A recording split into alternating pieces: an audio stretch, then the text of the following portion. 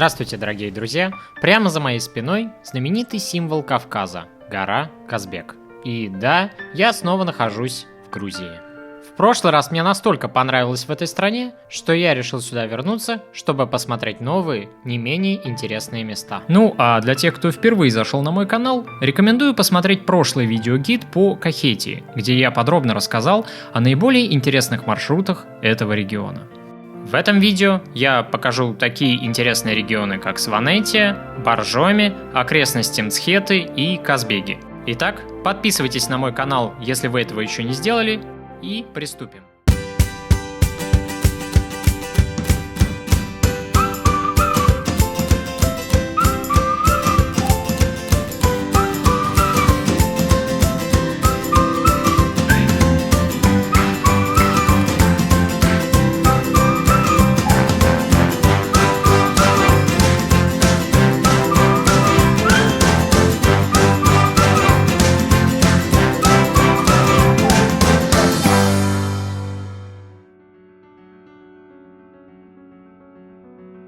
Несмотря на то, что я уже побывал в окрестностях Мцхеты при прошлом своем визите в Грузию, о чем я рассказывал вам в первой передаче про Кахетию, мимо этого места Сулхан все-таки не смог нас провести.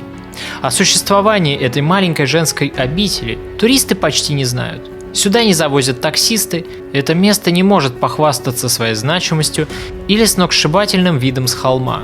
Однако, я настоятельно рекомендую побывать здесь всем, кому интересна история христианства в Грузии. Монастырь этот действующий, с достаточно древней историей, но туристам здесь любят рассказывать о событиях недавнего прошлого. Свое современное название обитель получила от имени жены русского инженера. Ольга, гуляя по окрестностям, случайно увидела в расщелине иконостас, и так были обнаружены руины древнего монастыря.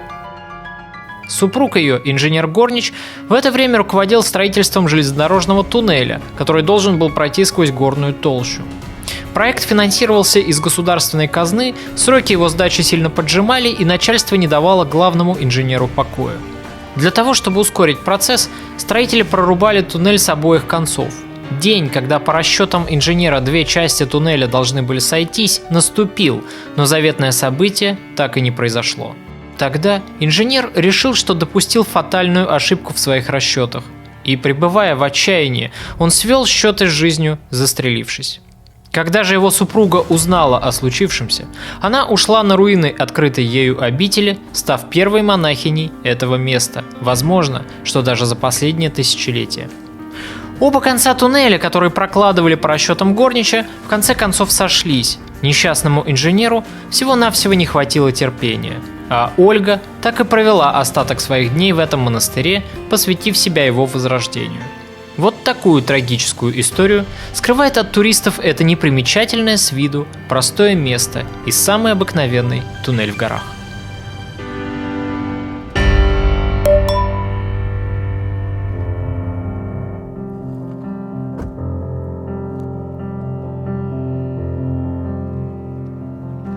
Если вы будете в Грузии в сентябре-октябре, я настоятельно рекомендую вам посетить сборы урожая винограда, которые регулярно проводят для туристов корпорация Кинзмараули. Вообще для кахетинских грузин сбор винограда – это целое событие. Можно сказать, что это такой же по значимости праздник, как для нашего человека новогодние каникулы. Оно и понятно, со сбором урожая в дом приходит достаток и деньги, заканчиваются утомительные работы по ухаживанию за виноградом, и можно вздохнуть с облегчением и помолиться Богу, чтобы на следующий год небо одарило Кахетию так же щедро, как и в этом году. У туристов тоже есть возможность приобщиться к этому священнодействию, поучаствовать в нем и ощутить всю радость от этого процесса. Лично по себе могу сказать, что действительно испытываешь некую легкую эйфорию, когда под лучами нежного осеннего кахетинского солнца срываешь тучные грозди винограда один за другим. Их можно не только бросать в большое ведро, но и не забывать про свой желудок. Здесь вас никто не попрекнет. Кушайте на здоровье, сколько влезет. А виноград такой сладкий.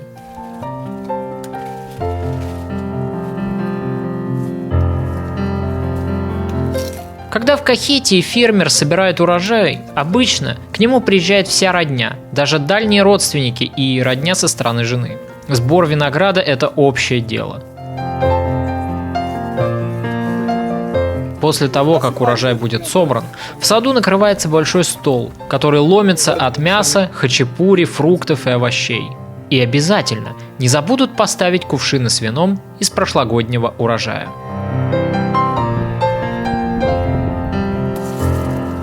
Настоящим кинзмараули может считаться только вино, изготовленное в Алазанской долине, небольшом географическом регионе между реками Алазань и Дуруджи. В период таяния снегов эти реки наполняются селевыми потоками, заливают почву и насыщают виноград минеральными веществами.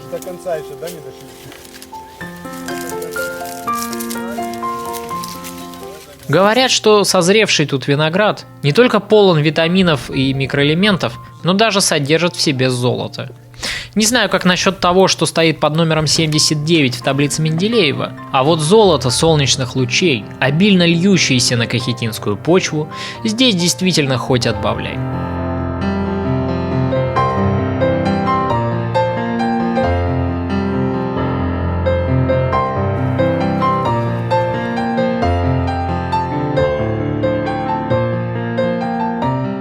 После того, как урожай собран, из винограда необходимо выдавить сок.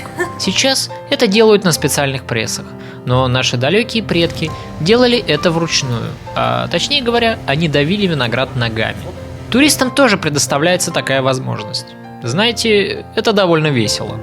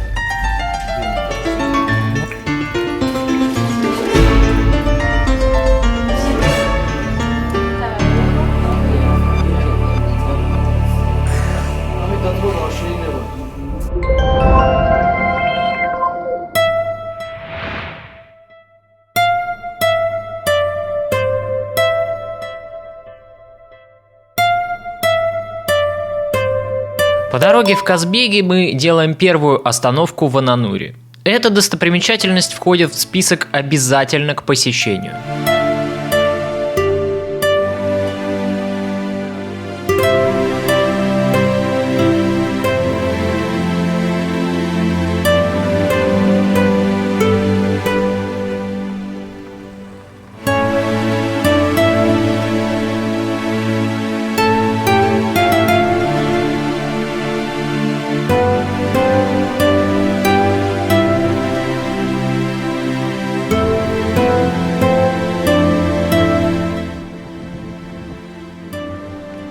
Объект является кандидатом на внесение в список всемирного наследия ЮНЕСКО.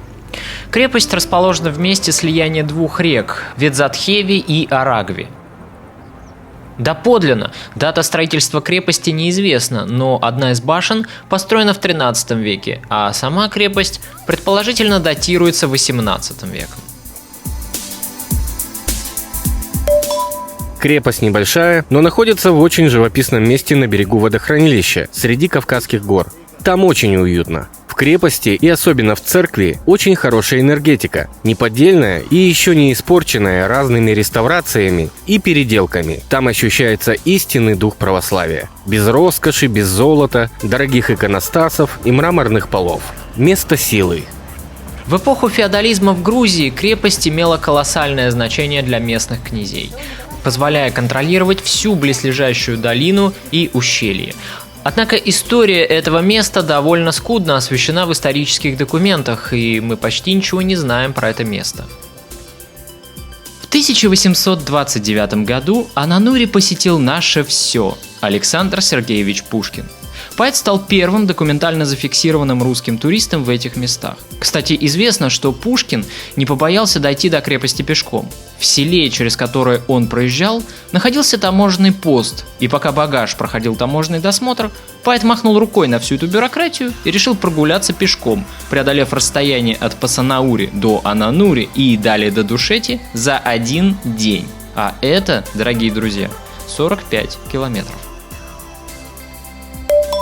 Самое замечательное, что можно попасть не только внутрь крепости, но и внутрь одного из строений, подняться наверх и полюбоваться видами на окрестности. Если бы не гид, который регулярно возит сюда туристов и уверена в безопасности подъема, мы бы точно ни за что не решились туда лезть.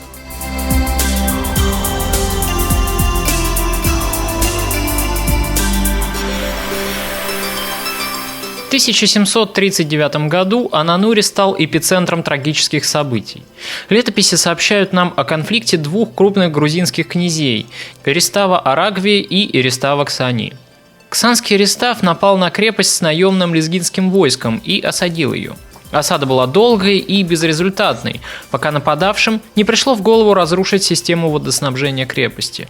Защитники были вынуждены начать переговоры о сдаче, и в обмен на обещание сохранить жизни ворота замка были открыты. Однако, завладев Ананури, ксанцы забыли о данном слове. Храмы были разграблены, женщины взяты в рабство, а мужчины из числа защитников перебиты. Наследник аракского князя заперся в башне, но это его не спасло. Нападавшие обложили ее хворостом и подожгли. Внутри храма можно встретить довольно аскетичную атмосферу. На стенах фрески, одна из которых с картиной страшного суда, сильно меня впечатлила.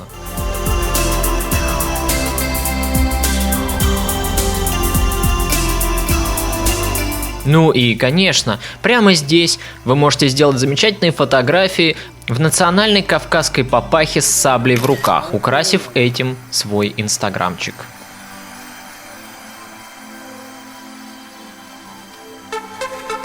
Защищайся.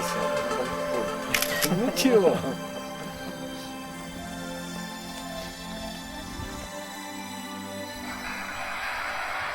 Давай, защищайся. Награду нет. Хо, ну сильно Сувениры. Они с такой не воевали, я понимаю, да? Да. Полусерд.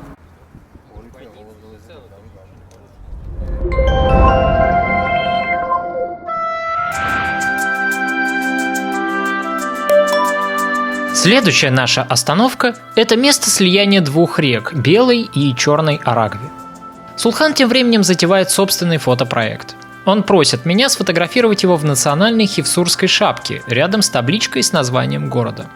Сулхан решил сделать себе по одной фотографии в национальном головном уборе каждого этнического региона Грузии.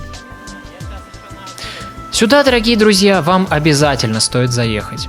Сколько я путешествую по свету, но такого чуда я еще не видел нигде. Возможно, где-то и есть нечто подобное, поэтому расскажите обязательно мне о похожем месте в комментариях, если вы в таком бывали. Я буду вам очень признателен.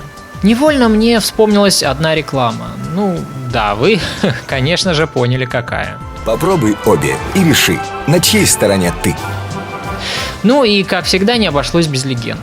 Высоко в горах жили две очень любящие друг друга сестры. Одна с белокурыми, а другая с черными, как смоль, волосами. И обе они были влюблены в красивого, известного своей храбростью рыцаря. Как всегда, повезло блондинке. Рыцарь женился на ней. И тогда брюнетка, чтобы не мешать счастью любимой сестры, бросилась в глубокую пропасть. Из-за ее слез образовалась Черная река. Не в силах пережить гибель сестры, блондинка также бросилась в пропасть, и ее слезы дали начало Белой реке.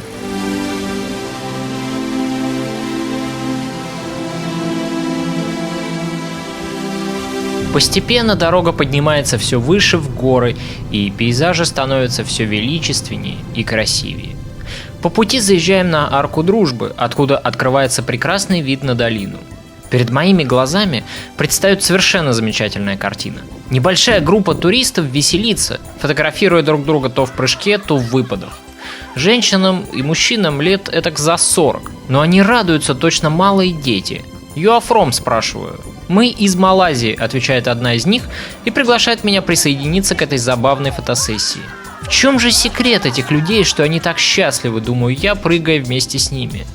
И глядя на этих людей, я вдруг отчетливо понимаю, что уметь радоваться мгновению, уметь быть счастливым здесь и сейчас – вот, пожалуй, величайшая жизненная мудрость.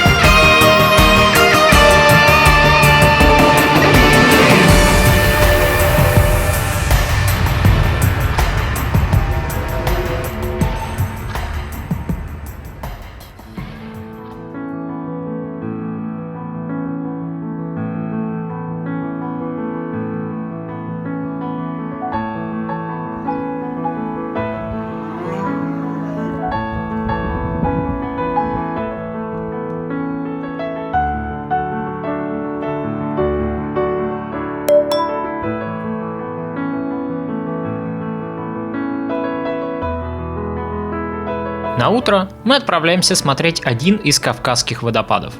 В этой местности их несколько, и мы планируем посетить самый известный – Гвилецкий водопад. Машину вскоре вынуждены бросить, потому что по такой дороге передвигаться можно либо на внедорожнике, либо пешком. Впрочем, пройтись пешком, на мой взгляд, гораздо интереснее, чем трястись в автомобиле, разглядывая такую красоту в стеклянное окошечко, как в телевизоре. Бодрым шагом до водопадов идти минут 20. Я же со своим оборудованием тащусь, наверное, минут 40.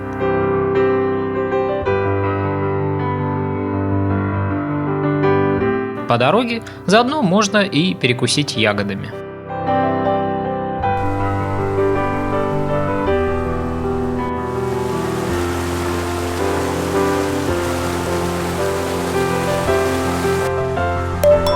Дорога к этому удивительному месту будет лежать нелегкая.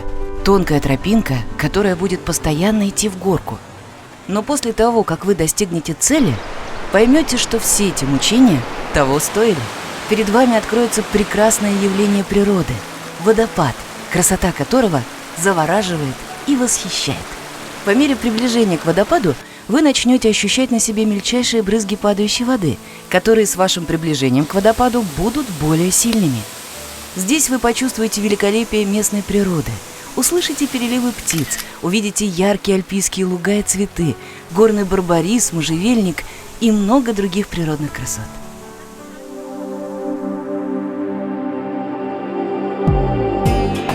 После водопадов посещаем Гергетскую церковь.